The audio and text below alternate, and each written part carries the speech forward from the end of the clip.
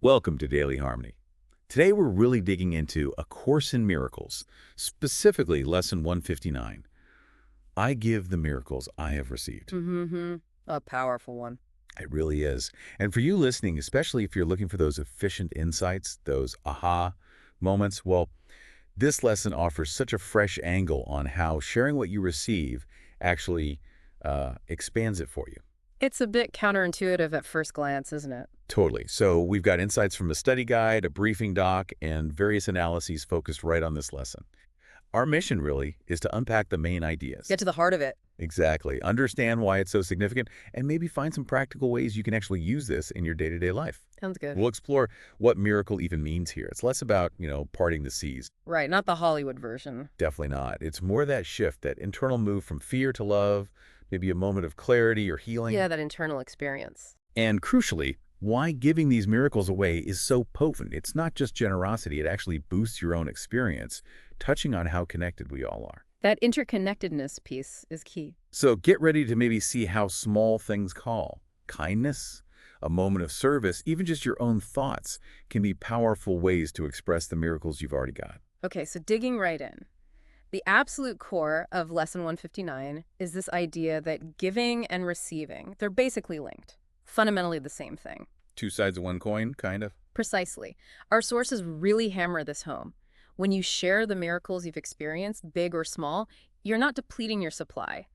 You're actually reinforcing them, making them stronger in your own life. So it's not subtraction, it's multiplication. Exactly. It's multiplication, which, that really challenges how we often think about good things, right? Like, we have to hold on to them tight or they'll disappear. It absolutely does. It flips the script on that scarcity mindset we often carry around. Thinking resources, energy, even good feelings are finite. Right. Like, there's only so much to go around. Yeah. So the idea that giving it away leads to more feels, well, like you said, counterintuitive. But the lesson hints at this deeper principle, something beyond just you scratch my back, I'll scratch yours. It makes me think of, when you share good news, doesn't telling someone else somehow make you feel even happier? Yeah, it totally amplifies it.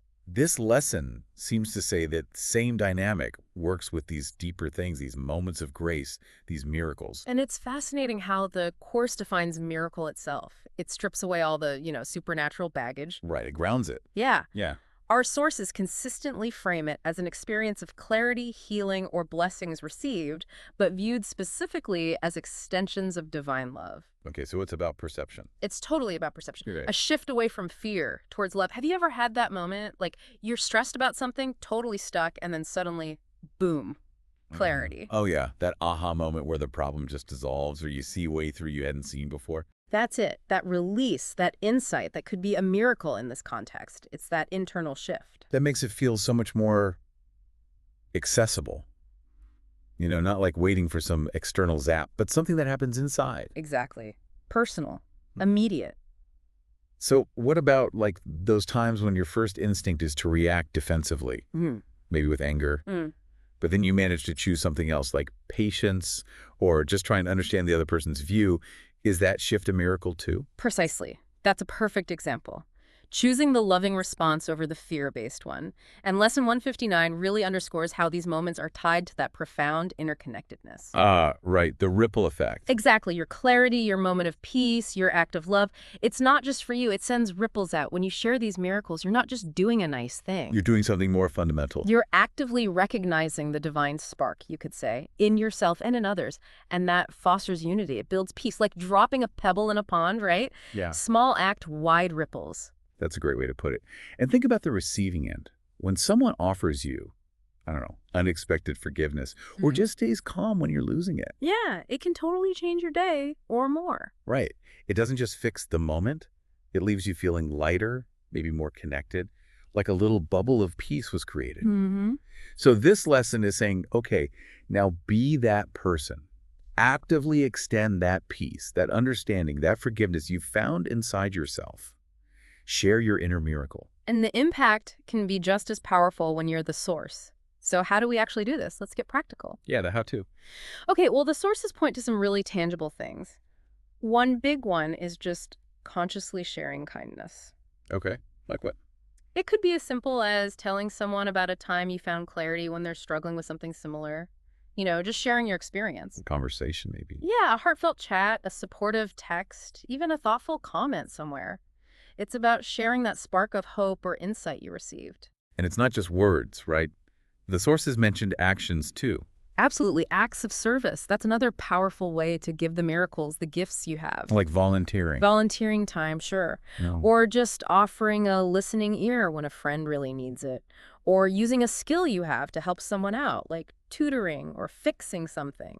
Tangible ways of sharing what you've got. That makes sense. Using your unique abilities as a form of giving. And then there's the inner game, too. The briefing document really talked about cultivating like a miracle-mindedness intentionally. How so? Daily affirmations came up, setting a conscious intention each morning, something like, today I'll look for the miracles in my life and I'll look for ways to share them. So making it a deliberate focus for the day. Exactly. Bringing it from an abstract idea into your conscious awareness. Okay, this part really caught my attention from the study guide.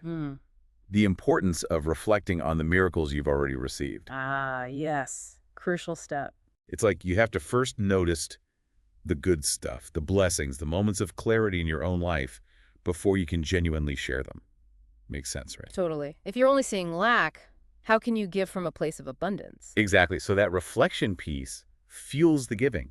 You see what you have, you feel grateful, and then sharing feels more natural, less like you're losing something. You shift from that scarcity default to recognizing the abundance that's actually already there. Gratitude leads to generosity. It's a pathway. And the lesson keeps saying these miracles are meant to flow. They're not like a fixed pie you need to hoard. Right. Not a limited resource. Understanding that helps break down that scarcity thinking. So the act of giving, paradoxically, doesn't empty your cup. It actually fills it more. It reinforces the presence of miracles in your life and sends more out into the world. It's generative. Okay, so what about tools? Did the sources suggest any specific practices to help with this? Yeah, a few practical things came up. One I really liked was the idea of a miracle journal.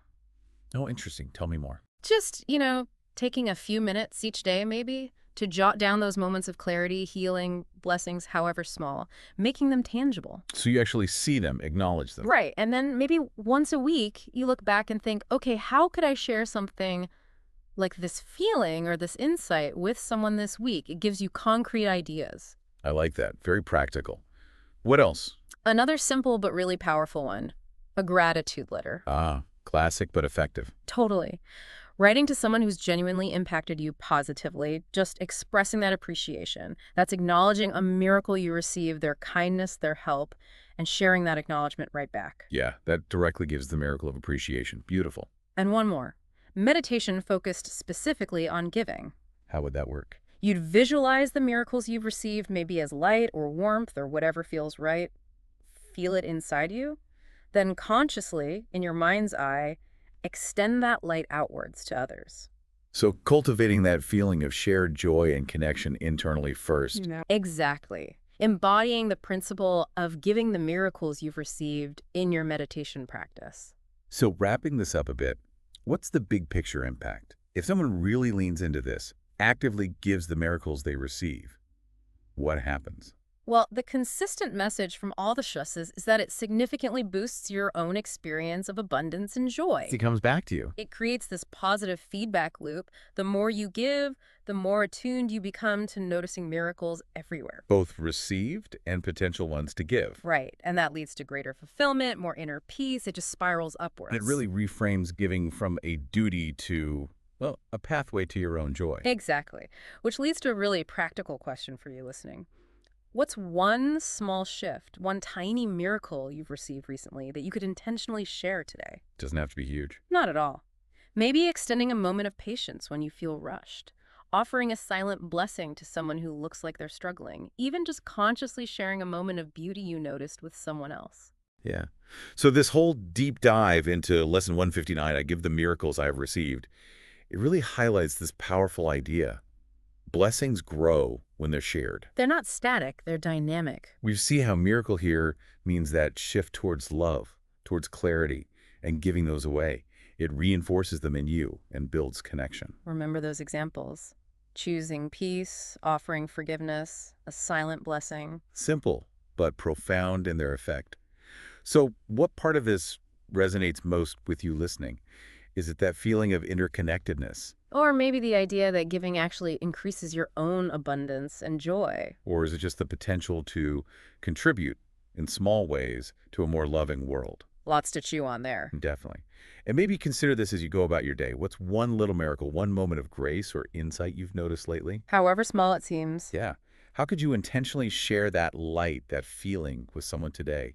It might be simpler than you think. This whole perspective just invites you to see life, see your interactions through this lens of giving and receiving blessings. It suggests that real fulfillment, that deep abundance, isn't found in holding on tight. But in letting that good stuff flow out. So as you go, we really encourage you. Reflect on the miracles you've received. Notice them. And then see how you might share that light, because it truly is in the giving that the deepest abundance is often found.